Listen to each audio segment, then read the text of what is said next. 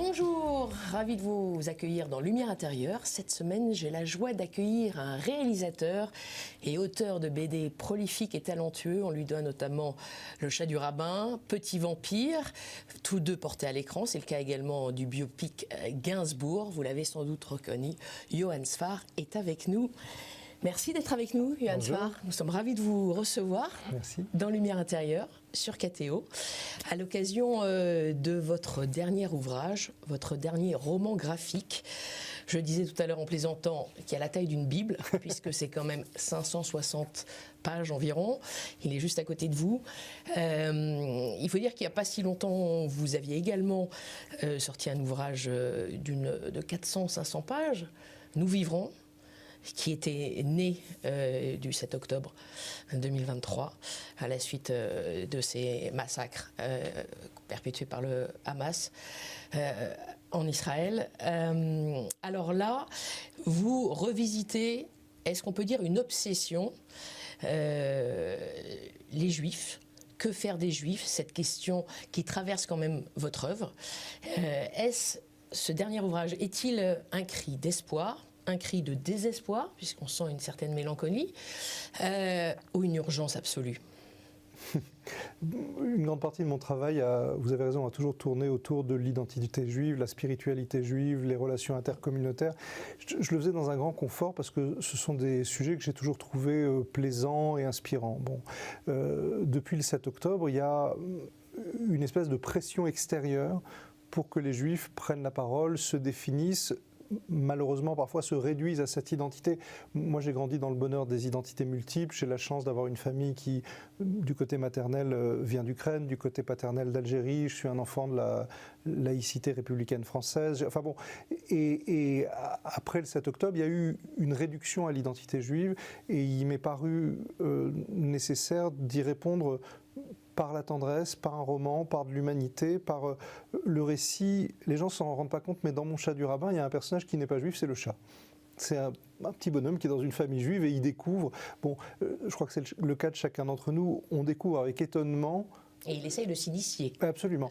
On découvre chacun avec étonnement l'identité de notre propre famille. Ce que j'ai essayé de raconter, effectivement, sur 560 pages, c'est le rapport à l'identité juive pour des auteurs juifs, puisque je fais voisiner beaucoup de grands noms aux miens dans cette histoire-là, mais également pour le monde entier et comment ça s'articule.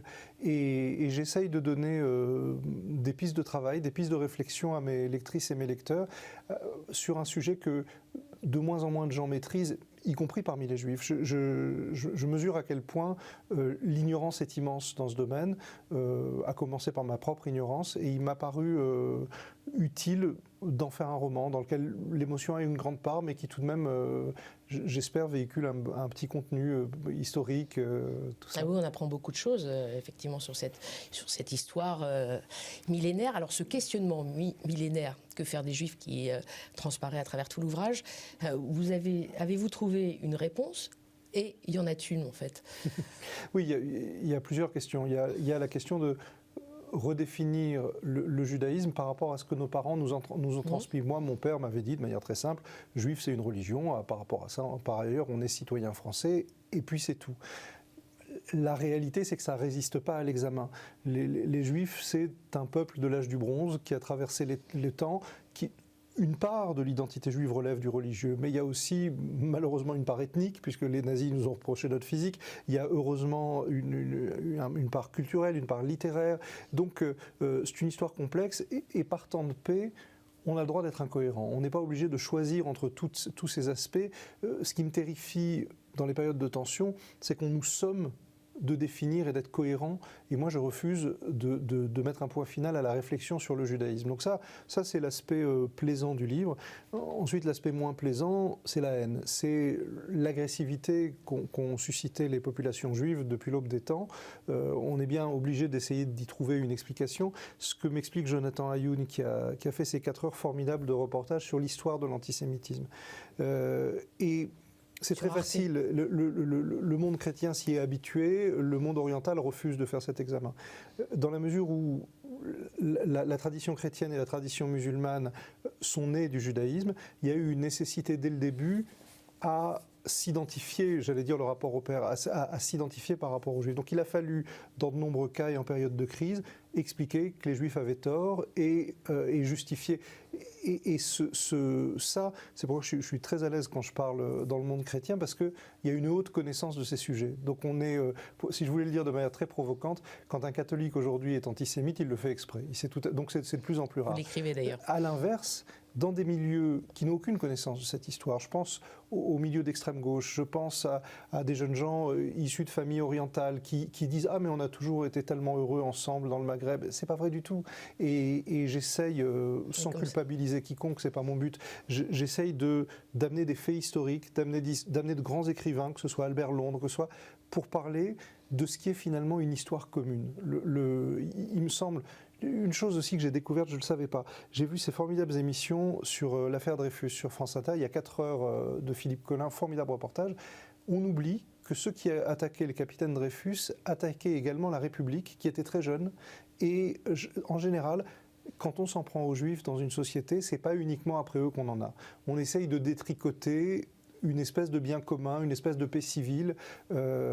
Finalement, partout où ils se trouvent, les Juifs représentent un corps social assez fragile puisqu'ils sont peu nombreux. Et quand on les attaque, en général, c'est que le début de quelque chose. Pour revenir sur l'Église, c'est vrai que vous lui concédez, l'Église catholique, d'avoir fait son examen de conscience grâce à Vatican II notamment. Ça revient assez fréquemment dans le livre. C'est ce que vous reprochez peut-être à l'islam ? Non, je ne reproche rien à personne, je raconte. D'abord, ces examens de conscience ne peuvent pas avoir lieu dans la mesure où l'islam et le judaïsme ont en commun de ne pas avoir de clergé. Il n'y a pas de centralisation. Donc le tour de force qu'a été Vatican II, qui représente un courage qu'on ne peut pas imaginer aujourd'hui, on va redéfinir le rapport. Bon, ça ne peut pas exister en islam parce qu'il n'y a pas d'autorité suprême. Mais tout de même, de la même manière qu'Israël a reconnu les crimes de 1948. Israël a reconnu qu'en 1948, il y a eu l'expulsion de 700 000 Palestiniens. Le monde arabe, à ce jour, n'a pas reconnu l'expulsion d'1 million de Juifs entre 1920 et 1960. Le monde arabe, aujourd'hui, ne parle jamais des massacres de Juifs pendant ce qu'on a appelé la dimitude. Le monde arabe ne parle jamais du statut juridique des Juifs pendant les millénaires de dimitude, c'est-à-dire ils n'avaient aucune protection juridique. Donc, ce n'est pas des sujets pour culpabiliser, c'est des sujets pour savoir de quoi on parle. Et je crois qu'on se grandit. Dimitude, c'est un statut d'inférieur, en fait. Oui, un statut d'inférieur, mais qui ne mérite pas d'être massacré. Le dhimmi, c'est le juif et le chrétien, c'est-à-dire on partage le même Dieu, mais tout de même, il faut qu'il paye un impôt pour justifier de son existence. Revenons sur l'actualité, il y en a beaucoup. Est-ce qu'il y a eu quand même des libérations d'otages par le Hamas, Trump qui a donc accédé à la présidence des États-Unis, dans un autre cadre, cette année 2025 était aussi celle des commémorations et des cérémonies des 80 ans de la libération d'Auschwitz. Qu'est-ce que vous avez envie de dire ?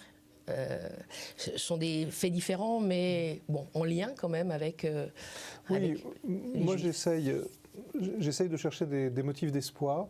Il me semble que dans la mesure où les derniers survivants de la Shoah disparaissent, on est obligé de faire confiance aux journalistes et aux historiens.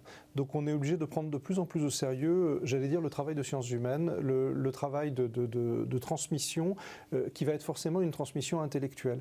À ce titre, il y a tout de même de bonnes nouvelles.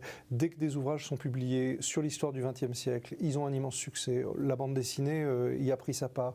Les rencontres scolaires sur ces sujets rencontrent un grand succès. Il y a des verrous intimes à faire sauter pour que les jeunes gens acceptent que s'intéresser à la souffrance d'autrui n'est pas forcément la négation de leur propre histoire. Et là, il y a tout de même, dans le rapport à la jeunesse maghrébine en France, il y a des choses qui se passent bien. On n'a pas vu en France les débordements qui ont eu lieu en Belgique ou à Londres. Donc, tout le monde se moque de moi quand je parle de vivre ensemble, etc. Mais c'est une réalité qui fonctionne. Il y a sans doute une faiblesse au niveau des élites politiques qui ne savent pas retranscrire cette fraternité. Il y a toujours plus de bénéfices à représenter le conflit et la haine qu'à raconter, j'allais dire, les trains qui arrivent à l'heure. Mais moi, à ce titre, je ne suis pas désespéré. Ensuite, le motif un petit peu inquiétant, ce sont les violences au quotidien qui malheureusement explosent. Et moi, c'est l'absence de terrain commun qui parfois me met très mal à l'aise quand j'ai face à moi un interlocuteur qui ne sait pas du tout de quoi il est question. Je me suis toujours défini comme un juif pro-palestinien. Qu'est-ce que ça veut dire ? Ça veut dire que dès les années 90, à chaque fois qu'on pouvait rencontrer des Israéliens et des Palestiniens, j'y allais parce que j'apprenais des choses, parce que je sortais moins bête. Et je pense que le bonheur des deux peuples est lié. C'est pas plus compliqué que ça. Je suis intervenu l'an dernier à la Sorbonne et à Sciences Po pendant les blocages et j'ai rencontré ces étudiants grévistes. Et à ma grande surprise, ils étaient très gentils, mais à ma grande surprise, ils n'avaient pas du tout envie de discuter, et surtout pas du Proche-Orient. Et j'ai vu là un manque de curiosité qui me paraissait inquiétant. Si j'étais jeune, je dirais qu'ils faisaient une sorte d'appropriation culturelle sur le Proche-Orient. Et le symbole où je veux voir de l'espoir, c'est que l'élève le plus brillant et le plus intéressant et qui a accepté de me parler, c'était le seul élève palestinien, avec qui nous avons eu un échange formidable. Ça, c'est une note d'espoir. Effectivement, j'allais vous interroger là-dessus. Vous l'avez fort justement dit, et vous le définissez d'ailleurs, vous le revendiquez. Bon, vous êtes un homme de paix, laïque, un homme de gauche, juif, pro-palestinien, opposé au Rassemblement national, à l'arrivée de Marine Le Pen. Vous l'avez déjà un peu esquissé là, mais comment réagir à ces contradictions schizophréniques du réel quand on a d'une part une extrême droite qui tend de plus en plus la main vers des juifs, je pense notamment à Arnaud Klarsfeld par exemple, qui soutenait la présence de Marine Le Pen au dîner du CRIF, et de l'autre côté une extrême gauche qui, elle, pour certaines parties, est anti-juive. Bon, comment réagissez-vous moi je suis, c'est schizophrénique. Je ne suis pas un politicien, mais je suis un citoyen engagé. J'ai toujours refusé l'existence d'un vote juif qui n'existe pas. On représente 0,6% de la population. En revanche, je crois profondément que la population française n'est pas anti-juive et je crois que les Français n'aiment pas l'antisémitisme. Et quand des politiciens se rendent coupables d'incitation à l'antisémitisme, je crois qu'ils ont beaucoup à y perdre. Que vivent les juifs publics comme moi en ce moment ? On est profondément rejeté par l'extrême gauche, qui dans mon cas était mon camp originel, qui voit un intérêt à flatter les antisémites, et on est recherché par l'extrême droite. C'est une double peine, c'est-à-dire que moi, quand je vais à des commémorations, il y a toujours les élus lepénistes qui essaient de venir me voir pour me serrer la main, ce qui est un cauchemar pour moi, parce que de par mon éducation, je ne peux pas refuser de serrer la main à un élu de la République, et je ne veux pas serrer la main à un élu d'extrême droite. Donc je garde mes mains dans mes poches. Je le dis pour rigoler, mais ce qui me fait moins rigoler, c'est que beaucoup de gens me disent, comme si c'était une tragédie, « Oh là là, attention !» Il y a de plus en plus de juifs d'extrême droite. Sous-entendu, le jour où Marine Le Pen va être élue, ce sera de notre faute. Alors, je veux rappeler qu'on est 0,6% de la population. Il n'est sans doute pas permis de faire des sondages, mais je ne crois pas que le pourcentage de juifs qui votent à l'extrême droite soit supérieur au pourcentage des Français en général. Donc je dirais que ces juifs-là ont réussi leur intégration. Et moi, il ne m'appartient pas de dire aux gens pour qui voter et pour qui ne pas voter. En revanche, ce que je fais moi, ça m'importe. Et il y a des lieux où on ne me verra pas. On ne me verra pas à l'extrême droite et on me verra à gauche et à l'extrême gauche tant qu'il est question de justice sociale, tant qu'il est question d'égalité, quand il est question de séparer les communautés et de les dresser les unes contre les autres. Et je vais aller au-delà. Moi, je récuse la notion d'identité unique. Je pars du principe que, ayant grandi à Nice, les 2 tiers de mes amis étaient des enfants maghrébins. Quand j'allais à la classe des neiges, c'est un curé qui organisait la classe des neiges. Aucun enfant catholique ne voulait aller au catéchisme, j'étais le seul à y aller. J'ai le droit de revendiquer une identité multiple, et c'est le cas de la plupart d'entre nous. Donc, venir surjouer aujourd'hui une appartenance communautaire, c'est l'inverse de ce que la France a voulu être, et on oublie de dire, quand on présente la laïcité comme une ennemie des croyants, on oublie de dire qu'il s'agit simplement de pacifier l'espace public pour que les enfants fassent leur éducation, pour qu'ils apprennent à échanger, et pour dédramatiser ce rapport entre les Français. On lit quand même une amertume du camp de gauche, notamment, je pense à l'interview, la rencontre que vous avez faite avec Raphaël Glucksmann, que vous décrivez bien dans le livre. Ça manque de courage à gauche, c'est ce que vous écrivez aussi. Pas de la part de Glucksmann. Glucksmann, il a subi des violences verbales et physiques ahurissantes et il a la dignité de ne pas en faire usage pour en tirer un bénéfice électoral. Simplement, lui, son positionnement, c'est de pas aborder systématiquement ces sujets-là. Ce que j'ai trouvé très joli, c'est que lui m'a parlé avec beaucoup de dignité. Et quand il a quitté la salle, sa collaboratrice Aurore Laluc, qui n'est pas juive du tout, a dit « c'est dégueulasse ce qu'on fait à Raphaël ». Elle a eu un cri du cœur que lui n'a pas osé. J'ai trouvé ça très beau. J'ai trouvé ça très beau. Et autant que moi, on m'interpelle sur ma judéité, c'est normal, tout mon travail tient là-dessus. Qu'on interpelle un député, à savoir Glucksmann, qu'il n'a jamais mis en avant, qui a toujours été un grand défenseur de la Palestine, qui n'a jamais...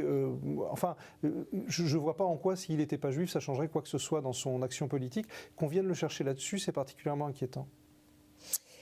Merci, Johann Sfar. Je vous propose de passer à notre deuxième partie. C'est la partie dans laquelle je m'éclipse. Et je vous propose 4 mots que vous allez nous éclairer. Avec grand plaisir. À tout de suite.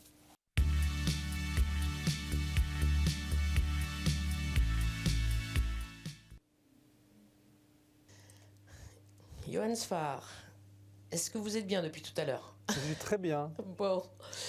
Alors, je vous propose mes mots. Et voici le premier, le mot transmission. Ça, c'est très compliqué, la transmission. À titre personnel, j'ai tout fait pour échapper à ce que mon père voulait que je fasse. Mon père était un grand avocat, il souhaitait que je sois l'avocat des Juifs. Il a fait mettre en prison des néo-nazis quand j'étais enfant. Et pendant 10 ans de sa vie, il a fait des émissions de radio sur l'histoire des Juifs. Il y a 100 heures de ces émissions. Bon, sur Academ. Sur Academ. Et je fais de mon mieux pour me sauver. Et il y a un moment, il a fallu que je prenne ça sur mes épaules et qu'à ma façon, dans Que faire des Juifs, je raconte ma compréhension de l'histoire des Juifs. Ma transmission, c'est aussi celle de mon grand-père maternel qui a eu un rapport contrarié et au judaïsme et à la spiritualité, puisqu'il faisait des études pour être rabbin en Pologne, enfin en Ukraine, et très jeune homme, il va faire des études de médecine en France. Puis, pendant la guerre, sa famille est exterminée pendant la Shoah. Et au même moment, il devient un grand résistant, puis un grand soldat en France. Il sera naturalisé pour service rendu à la patrie à la fin de la guerre. Mais lui avait une opposition rageuse contre la religion, la spiritualité. Mais le jour de sa mort, et j'étais présent, il parlait en yiddish et il disait « Quand Dieu vous aime, il ne vous fait pas ça ». Donc souvent, les gens qui sont en colère avec Dieu sont parfois les plus croyants. Vous parliez de votre père, un avocat juif séfarade de Sétif, en Algérie. Oui. Votre maman, elle était ashkénaze, ukrainienne, une maman que vous avez perdue à l'âge de 3 ans. Oui. C'est vrai qu'on entend beaucoup cette parole des hommes, des pères dans votre œuvre, particulièrement la dernière. Comme vous le savez mieux que moi, le judaïsme se transmet par la mère. C'est très discutable. Non, c'est très discutable. Vous en discutez d'ailleurs dans votre livre. Mais une mère que vous avez donc perdue, et que vous semblez, alors c'est un peu psychanalytique peut-être, mais que vous semblez rechercher dans vos écrits. Est-ce que cette soif de sens en lien avec le judaïsme et votre judéité n'est-elle pas aussi une forme de quête de votre mère, dont on vous a dit petit qu'elle était partie en voyage? Oui, ou est-ce que c'est tiré par les cheveux? Non, non seulement ce que vous dites est très juste. Une psychanalyste m'a dit un jour, mais vous n'êtes pas en situation de manque de votre mère, vous êtes en situation de vide, puisque vous n'avez pas de souvenirs. Donc, je dessine pour remplir des cases.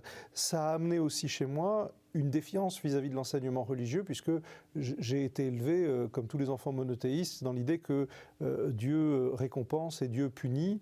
Je ne voyais pas bien ce que ma mère avait fait pour disparaître, et je voyais bien ce que j'avais fait pour plus avoir de mère. Donc, quand j'étais enfant, pour moi, la religion, ça consistait juste à faire ce qu'on me disait pour faire plaisir à mon papa. Ça n'allait pas au-delà. Et en grandissant, j'ai éprouvé un désir de spiritualité que je comble à ma façon. Il me semble que le dessin constitue une sorte de prière. Je me remets à fréquenter des synagogues. C'est comme quand on a eu peur de l'eau, on se met à y aller. Mais bon, je prie également dans les églises. Je vais à la cathédrale Sainte-Réparate de Nice, me plaît beaucoup. Les lieux de spiritualité m'émeuvent beaucoup. J'étais à Nazareth en Israël l'an dernier et j'ai éprouvé de grandes émotions. Je crois qu'on est beaucoup plus semblables qu'on veut bien le dire et ma manière d'être un croyant me rend très affectueux avec les croyants. Et le vide est davantage rempli, comblé aujourd'hui ? Ce manque dont vous parliez. J'allais répondre que ma guitare et mon chien sont la meilleure réponse. C'est-à-dire quand ce vide devient étouffant, on enlace son chien ou sa guitare. Et ensuite, il y a cette chaîne humaine avec ses enfants, avec sa famille, avec ses amis, j'allais dire avec ses lecteurs. La vie humaine marche avec les mauvaises nouvelles, c'est vendu avec. Je crois que si on est dans une horizontalité, c'est-à-dire si on est dans l'idée que mettait en avant Lévinas de sacraliser la vie, de sacraliser l'être humain, de considérer que ce qu'il y a de miraculeux, c'est qu'il n'y a pas de miracle, justement. Ce qu'il y a de miraculeux, c'est les lois du monde. Là, le dessin, c'est une lettre d'amour au réel, et donc c'est une lettre d'amour à l'équilibre fragile dans lequel on survit. Donc oui, il me semble que je deviens capable de remercier pour la vie.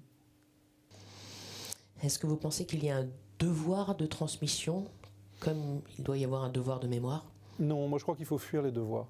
Parce que quand on vous oblige à faire quelque chose, vous ne savez pas pourquoi vous le faites, ça rend idiot, puis on fait les choses mal. C'est justement quand j'ai réussi à me débarrasser de ces culpabilités que je me suis mis à me dire que tiens, moi aussi j'avais un truc à dire sur le judaïsme, et c'était pas forcément pareil que ce que disait mon père. Donc je crois qu'il faut faire attention quand on essaye de transmettre quelque chose aux enfants, parce que de toute façon ils vont vouloir faire l'inverse.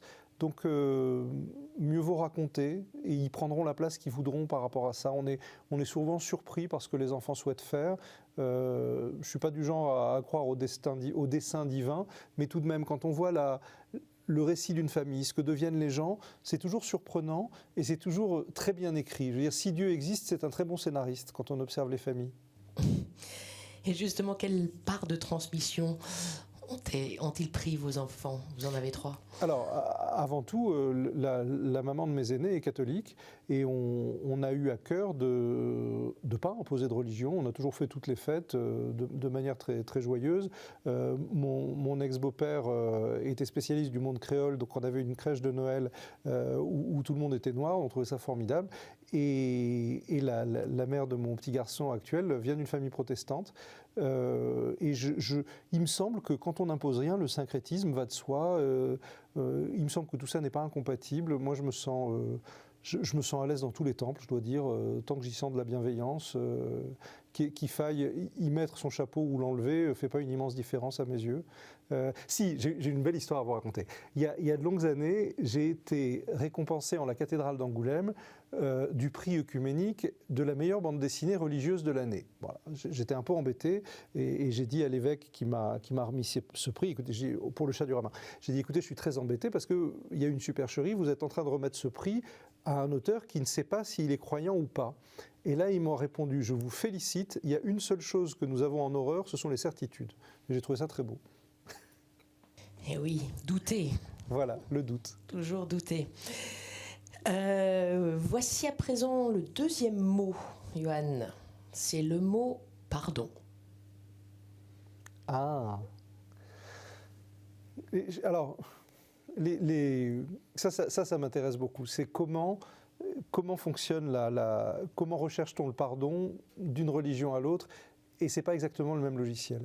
Moi, je suis un petit peu jaloux des catholiques, parce qu'il y a un immense soulagement à faire sa confession et recevoir d'un être humain, si ce n'est un pardon, en tout cas une tâche à accomplir pour être pardonné. La confession, c'est un rituel dont je suis très jaloux, parce que chez les Juifs, ça se passe face à un mur blanc.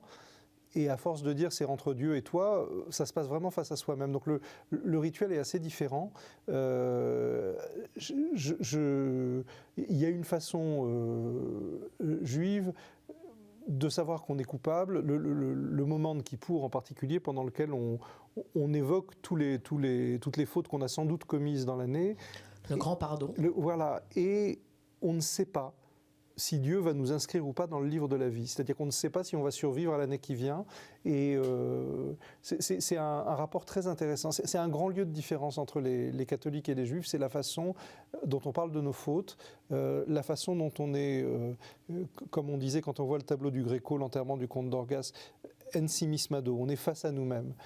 Ça me paraît vraiment intéressant. Et ensuite, peut-être, j'allais dire encore plus grave, il y a les fautes qu'on commet face à nos semblables.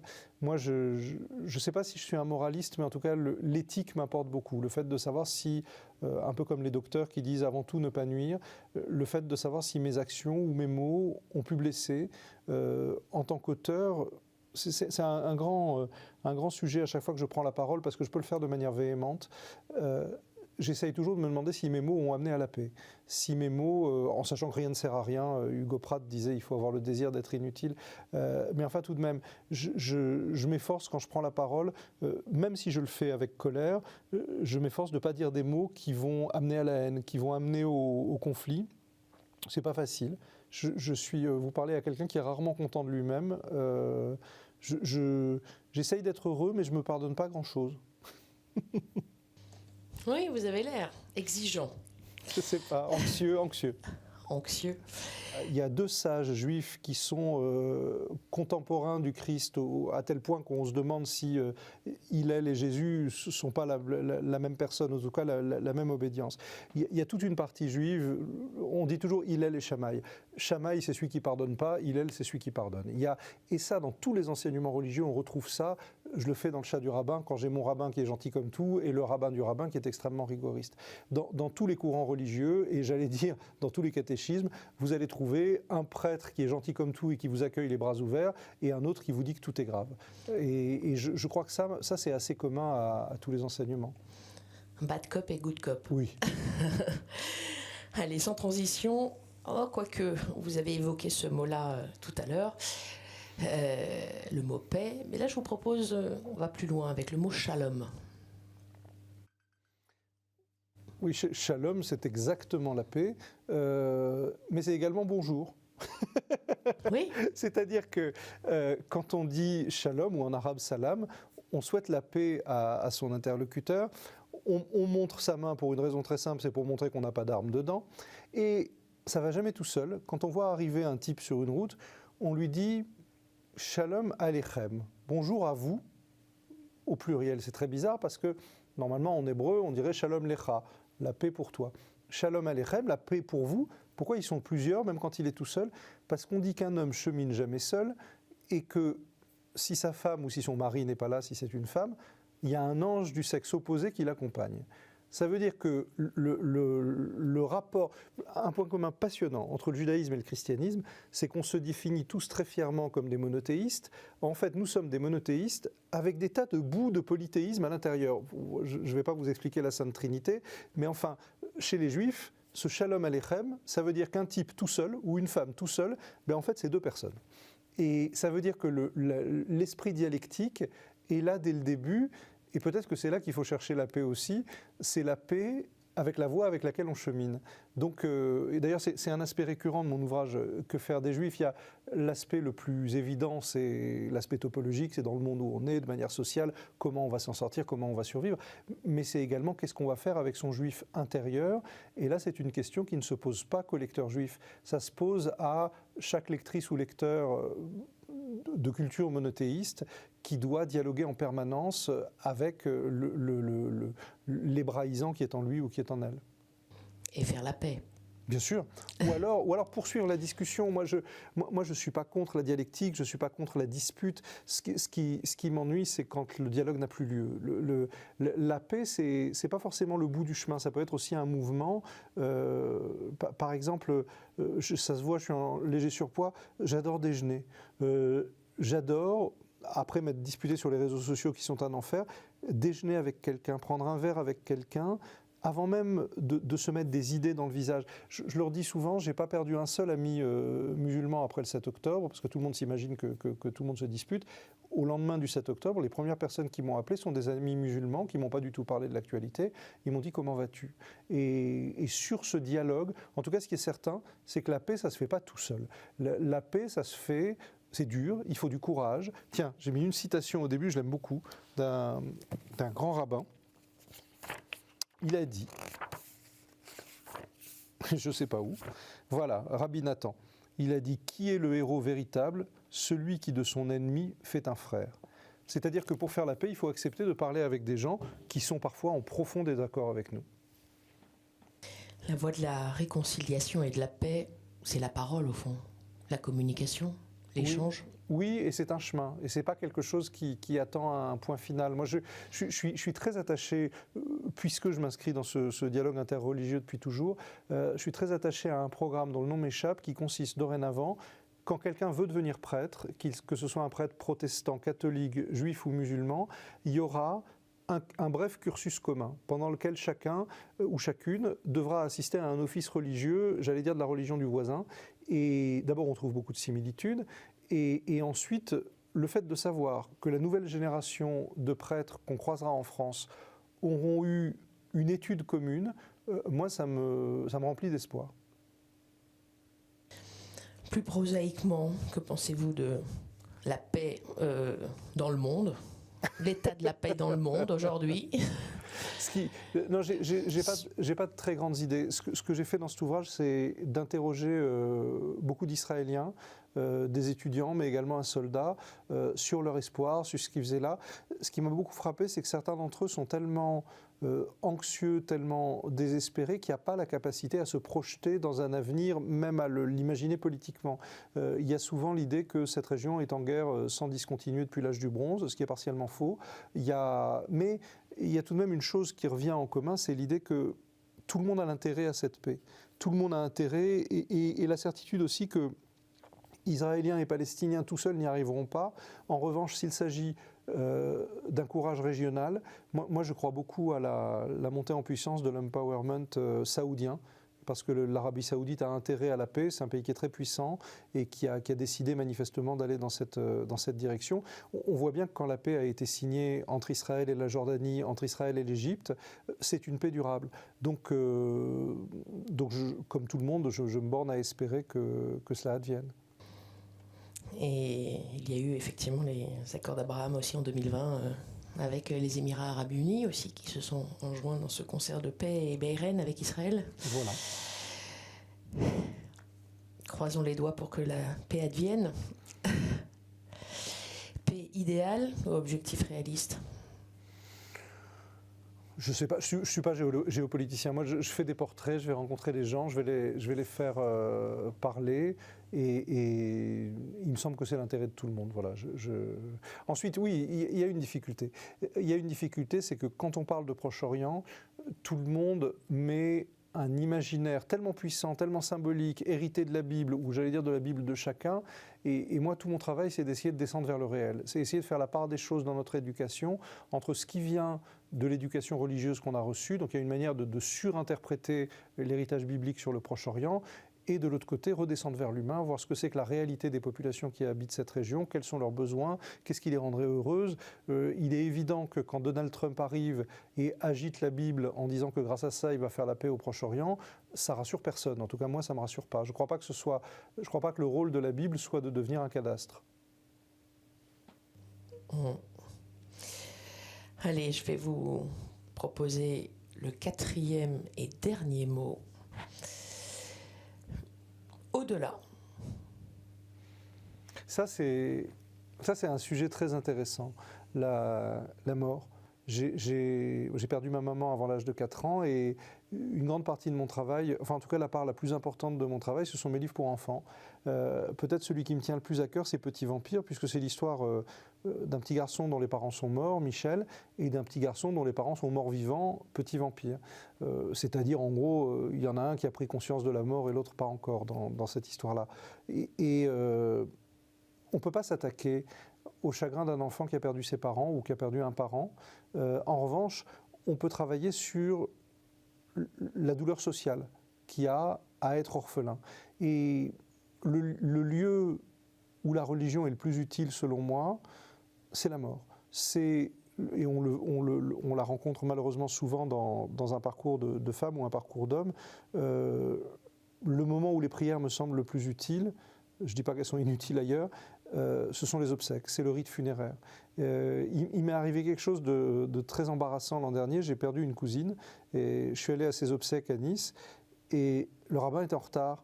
Comme j'étais un des seuls juifs aux obsèques de ma cousine et que j'étais barbu, tous les gens qui sont arrivés ont cru que j'étais le rabbin et ils m'ont demandé de dire quelque chose. Alors j'ai dit quelque chose, mais je trouve qu'il y a là un moment, j'ai un petit garçon de 4 ans et demi, c'est le moment où il apprend l'existence de la mort. Et je suis toujours très embêté quand un enfant de cet âge-là me dit « mais moi, est-ce que je vais mourir ?» Et l'honnêteté oblige à dire « bah oui, tu vas mourir un jour ». Et il y a une part de moi qui me dit « mais si tout va bien, ce un jour, c'est dans tellement longtemps qu'on peut presque leur dire non, tu ne vas pas mourir ». J'en parle parce que ça fait l'objet de beaucoup de mes livres. Quand ma mère est morte, mon père a exigé qu'on me dise qu'elle était partie en voyage, parce qu'il ne voulait pas qu'on me dise ta mère est morte. Et pendant 2 ans, je demandais partout où était ma mère, jusqu'à ce que mon grand-père maternel ait le courage de me le dire. Il m'est apparu, après de longues années, que la personne que protégeait mon père, c'était lui-même. Il ne voulait pas le chagrin d'être près d'un petit garçon qui allait savoir que sa mère était morte. Donc c'est un sujet qui est au centre de mes livres. J'essaye de mettre en avant la joie, de mettre en avant la vie, j'essaye de travailler sur ça. Un événement aussi tragicomique dont j'ai parlé dans un de mes romans récents, j'ai appris que la corporation où il y avait le plus de suicides étaient les vétérinaires. J'ai voulu savoir pourquoi on se suicidait tant que ça chez les vétérinaires. Et un vétérinaire m'a dit « mais tu comprends, de par notre métier, on est au contact de ce qu'il y a de futile et de ce qu'il y a de grave. C'est-à-dire qu'on assiste tous les jours à la mort de l'animal de compagnie. Et c'est un lieu tellement absurde et profond que là peut se nicher du désespoir. Donc il y a de la morbidité partout dans mon travail. J'espère qu'elle amène vers la vie, qu'elle amène vers la joie. Ça, c'est dans les familles juives, la mort est très incarnée. C'est-à-dire que quand quelqu'un meurt, le corps reste au domicile avant la levée du corps et on a des veillées pendant lesquelles le mort est à terre sous un drap et cette présence est à la fois sans doute traumatisante mais ça permet de savoir à quoi s'en tenir par rapport à l'existence. Je me méfie beaucoup de vies d'adultes pendant lesquelles on a trop mis la mort de côté. Il ne faut pas que les gens soient trop surpris quand elle advient. Il faut savoir que ça fait partie du truc. Je ne dis pas qu'il faut l'accepter. Il faut l'accompagner. Alors, c'est curieux, hein, la tradition juive est la seule qui dise que la mort est un scandale. Il y a quelque chose, considérer que la mort fait partie de l'ordre naturel des choses, ce n'est pas du tout juif. Il y a une volonté juive d'aimer la vie, d'aimer le réel, mais tout de même, ça fait partie, et même d'un point de vue dramaturgique, les joies de l'existence ne seraient pas les mêmes, l'importance de l'existence ne serait pas la même si la mort n'existait pas. Si nous n'étions pas mortels. Voilà. Est-ce que vous entretenez un rapport avec l'au-delà ? J'en éprouve pas la nécessité. Mon dessin est une sorte d'au-delà. Dans toute la société occidentale, c'est le monde de la représentation. Ce qu'on fait au théâtre, ce qu'on fait au cinéma, ce qu'on fait dans un roman, on se projette dans un ailleurs sur lequel on a un certain contrôle. La mystique juive, ce qu'elle dit sur l'au-delà, c'est très abstrait tout de même. Elle explique la chose suivante. Elle dit que le monde d'ici-bas est un monde de mouvement, donc c'est un monde dans lequel on peut changer notre statut, on peut changer notre existence. Et elle dit ensuite qu'après le trépas, il y a la lumière divine, je ne sais pas bien ce que c'est, et que tout le monde est autour, et que plus on a été bien, plus on est proche, plus on sera éclairé. Mais en revanche, dans ce monde d'après, on ne bouge pas beaucoup. C'est-à-dire que si on est à une mauvaise place du concert et mal éclairé, on va rester mal éclairé. Je ne suis pas sûr que je ne sais pas si c'est une légende, mais je ne suis pas sûr que ça m'aide beaucoup au quotidien. Donc je préfère mettre mon énergie sur aujourd'hui. Comme le mot c'est au-delà, poursuivons un petit peu. Il existe un paradis juif dans la religion juive, mais pas d'enfer, hein, si je ne m'abuse. C'est cette idée-là. C'est l'idée que plus on est loin de la lumière divine, moins on est éclairé. Donc il n'y a pas l'idée de paradis ou d'enfer, il y a l'idée d'un monde d'après dans lequel le mouvement existe moins. Voilà, ça c'est très présent. En revanche, au même titre que dans le monde chrétien, il y a des démons chez les juifs, il y a des diables, il y a des... D'ailleurs, quelque chose de très drôle, ça je ne sais pas si vous avez pareil chez les catholiques, dans le monde juif, on fait toujours une distinction farouche entre ce qui est la religion d'un côté et ce qui est la superstition de l'autre. C'est-à-dire d'un côté, il y a l'enseignement religieux qui est sérieux, qui est ceci, qui est cela, et de l'autre côté, dès qu'il est question de démons, de diables, de fantômes, on dit attention, ça c'est de la superstition. Mais en fait, c'est tout à fait faux. Quand on examine l'histoire juive et l'histoire de la mystique juive, ces démons, ces diables ont toujours été là. Et je crois qu'il y a un peu la même chose dans le monde catholique moderne. On tente de rationaliser le fait religieux. Moi, j'étais très frappé, aussi bien dans les cours de judaïsme que dans les cours de catholicisme, la façon dont le prêtre essaye de rationaliser. D'ailleurs, vous m'avez dit tout à l'heure, juste avant l'émission, il y aura un moment de spiritualité, vous n'êtes pas obligé de parler de Dieu. On voit bien que pour être moderne, on essaye de mettre le plus loin de nous ces notions qui nous paraissent médiévales. Or, moi, je ne sais pas quoi dire de l'au-delà. En revanche, ici-bas, je passe ma vie avec des diables, des démons, des fantômes, des vampires. C'est le nom que je donne aux choses qui bouleversent ma vie ou qui me la... Je suis très superstitieux, je crois au mauvais œil, je crois en ces choses-là. Donc, pour moi, ce n'est pas de l'irrationnel, c'est une manière de nommer ce qui nous donne prise ou pas à l'existence. Et c'est tellement imagé que j'en fais des personnages. Donc, demander à un auteur de fiction ce qui fait de la magie, c'est une question inépuisable. Et des signes de l'au-delà, vous en recevez donc ? Moi, c'est pas l'au-delà. Moi, c'est la magie. C'est quelque chose de très présent, de très incarné. Je crois... Mais de vos défunts ou... Oui, ça je crois aux prières. Je crois beaucoup, tout simplement parce qu'ils existent dans notre mémoire. Tout simplement parce que ce qui reste d'incontestablement vivant de nos ancêtres, c'est notre corps, c'est notre esprit. Ils nous ont tout de même laissés au monde. Donc, c'est pas absurde quand un moment important va arriver de faire une prière à ses ancêtres, pas parce qu'un super-héros va arriver pour nous aider, mais parce qu'il y a une espèce une espèce de focus qui va se faire. Moi ça m'arrive très fréquemment de me dire, mais c'est pas seulement moi, mais là je suis presque le représentant de tous les gens de ma famille qui ne sont plus là. On a célébré il y a peu les 80 ans du génocide des Juifs. Je pense à ma famille maternelle qui n'est plus là. Il y a beaucoup des actions que je fais, c'est en pensant à eux. Donc il me semble que je suis, en tant qu'artiste, je suis moins mauvais quand je sais que je suis le représentant de gens qui ne sont plus là. Donc c'est là que l'au-delà m'aide, mais ça se fait sans poudre de perlimpinpin. Et ça nous fait penser au premier mot, la transmission.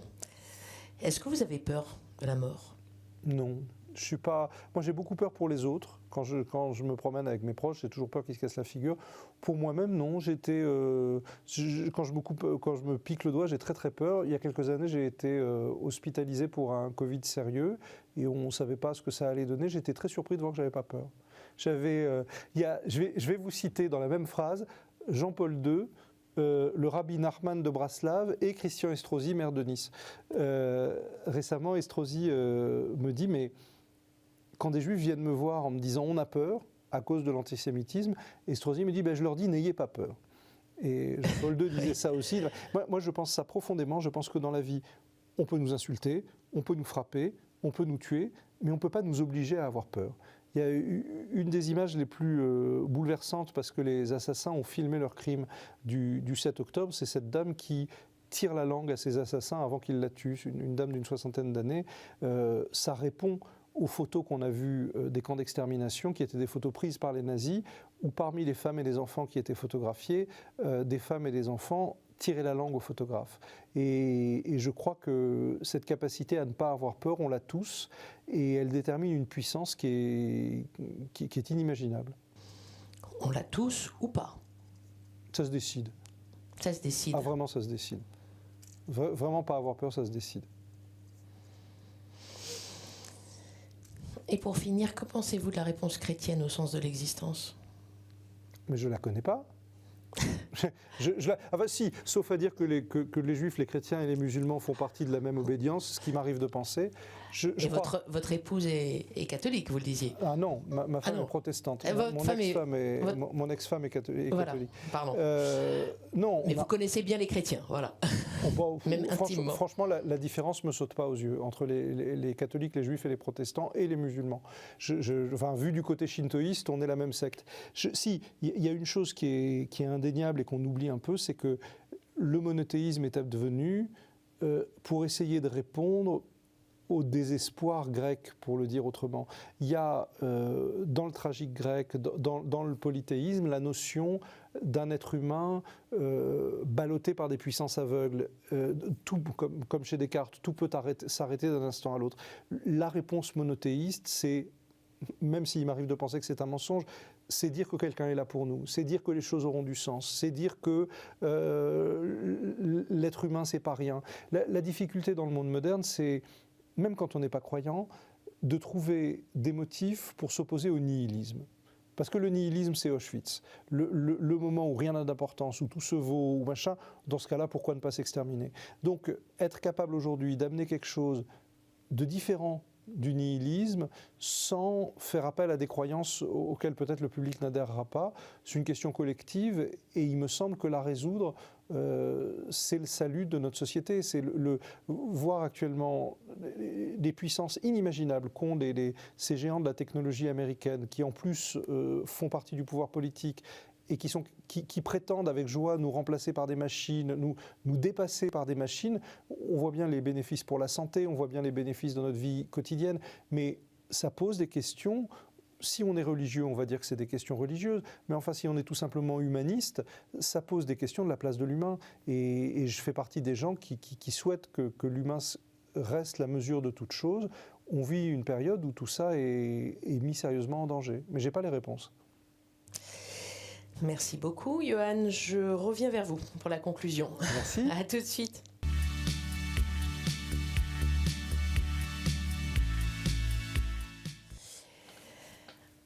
Johan Sfar, je suis de nouveau en face de vous. Alors, comment est-ce que vous avez vécu cet épisode ? C'était très paisible, c'était comme un salon de massage, il manquait plus que les massages, mais on est très bien chez vous. Bon, tant mieux. On parlait de confession, ça ressemblait un peu à la confession que vous ne connaissez pas?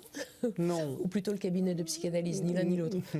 Non, parce que dans la notion de confession, il y a l'idée d'une réelle intimité. Moi, je suis toujours, tout de même, d'abord, je suis toujours en train de parler, donc dès qu'on parle, on parle aux autres. Donc je suis tout de même assez conscient de ce que je raconte, mais tout de même, vous offrez un espace assez long pour des questions d'introspection qui sont rares en audiovisuel, et je trouve que c'est précieux parce qu'on a peu de temps pour ça aujourd'hui, et on range trop facilement ces questions dans des cases.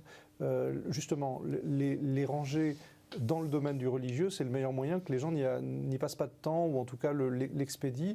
Il me semble que c'est, si je voulais dire de la manière grossière, c'est ce qui nous aide à nous lever le matin. C'est l'idée, cette idée présocratique, pourquoi y a-t-il quelque chose plutôt que rien?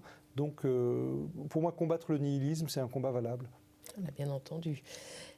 Parmi les 4 mots que je vous ai proposés, alors il y avait transmission, pardon, shalom, paix, et au-delà. Est-ce qu'il y en a un qui vous a davantage marqué, touché, intéressé? Oui, moi la notion de transmission m'intéresse beaucoup parce qu'elle englobe tout cela. C'est qu'est-ce qu'on va transmettre à nos enfants, comment on va faire. Une des questions brûlantes de notre société, c'est l'individuel et le collectif. On les transcende par le temps, on les transcende par la notion de famille. Je pense, avec ces 80 ans d'Auschwitz, je pense aux travaux des historiens qui, de plus en plus, récusent le décompte individuel des victimes du génocide en disant ça c'est un décompte mathématique et c'est pratiquement le décompte des nazis. La réalité, c'est la notion de famille, c'est la notion de groupe humain qu'on a éliminé. Et de même, il me semble que tout travail sur l'humanisme doit naviguer en permanence entre l'individu et le collectif. Et la notion de transmission, elle me paraît très importante, même dans des domaines aussi bêtes que les arts populaires dans lesquels je m'exprime. Moi, j'ai eu la chance, j'ai commencé dans les années 90, de voir beaucoup évoluer le métier du dessin, le métier, se dire que mon petit domaine, les bandes dessinées, n'ont de valeur que s'il y a une historiographie. Dire qu'aujourd'hui, les dessinateurs que j'ai vus quand j'ai commencé, pour certains sont oubliés, pour d'autres existent encore beaucoup. Donc, mettre notre travail à l'épreuve du temps, à l'épreuve de la transmission, c'est une question qu'on peut se poser, même si on a peu de maîtrise là-dessus, mais c'est tout de même intéressant. Je crois que la transmission, on la voit bien dans votre ouvrage. Il y a une vraie œuvre de transmission et de mémoire, ça va de pair. Oui. On est d'accord. Oui. Si ça concerne aujourd'hui, si ça alimente les discussions, il ne faut pas que ce soit une obligation. J'ai le sentiment qu'on peut faire ça de manière joyeuse.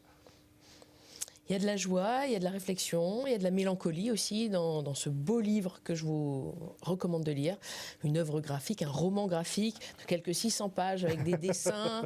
Alors ça peut être rebutant, mais pas du tout, au contraire. C'est vraiment c'est poignant et ça permet vraiment de revisiter pour certains, même de visiter pour d'autres, puisqu'on en apprend beaucoup de choses sur l'histoire du judaïsme, aux éditions des Arènes BD. Merci à vous de nous avoir suivis. Comme d'habitude, si vous voulez revoir l'émission, vous connaissez l'adresse kto.tv.com. On se retrouve la semaine prochaine. Très belle soirée sur KTO.